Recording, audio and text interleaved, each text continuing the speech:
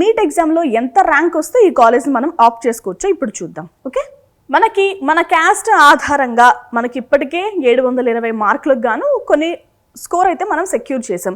ఆ స్కోర్కి సంబంధించి ఫలానా ర్యాంక్లో మనం ఉన్నాం, ఇవన్నీ డీటెయిల్స్ ఆల్రెడీ వచ్చేసాయి. ఎందుకు చెప్తున్నానంటే చాలామంది వాళ్ళ మార్క్స్ కామెంట్ చేస్తున్నారు, ప్లీజ్ ర్యాంక్ కామెంట్ చేయండి. సో ఈజీ అవుతుంది చెప్పడానికి.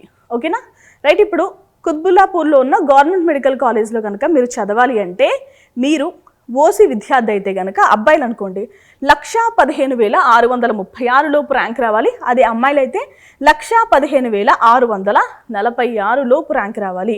బీసీ ఏ కేటగిరీకి చెందితే కనుక అబ్బాయిలకి 1,66,546 లోపు, అమ్మాయిలకు వచ్చేసి 2,40,457 లోపు ర్యాంక్ రావాలి. ఇక బీసీ బి కేటగిరీ వాళ్ళకైతే 1,29,801 లోపు అబ్బాయిలకి, 1,35,998 లోపు అమ్మాయిలకి ర్యాంక్ రావాలండి.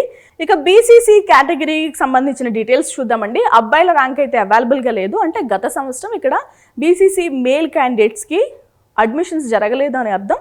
ఓకేనా, అమ్మాయిలకు వచ్చేసి 2,32,132 లోపు ర్యాంక్ రావాలి. ఇక బీసీడీ వాళ్ళకైతే అబ్బాయిలకు వచ్చేసి 1,19,192 లోపు, అమ్మాయిలకు వచ్చేసి 1,45,017 లోపు రావాలి. ఇక బీసీఈ కేటగిరీకి అయితే 1,34,309 లోపు, 1,24,182 లోపు అమ్మాయిలకి ర్యాంక్ రావాలి.